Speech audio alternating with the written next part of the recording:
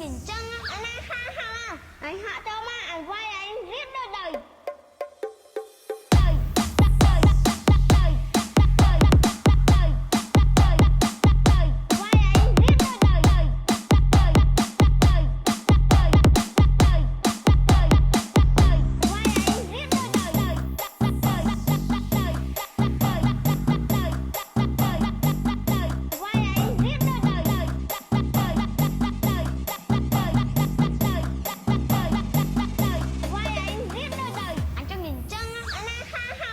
anh hạ cho mà anh quay anh riết đôi đời.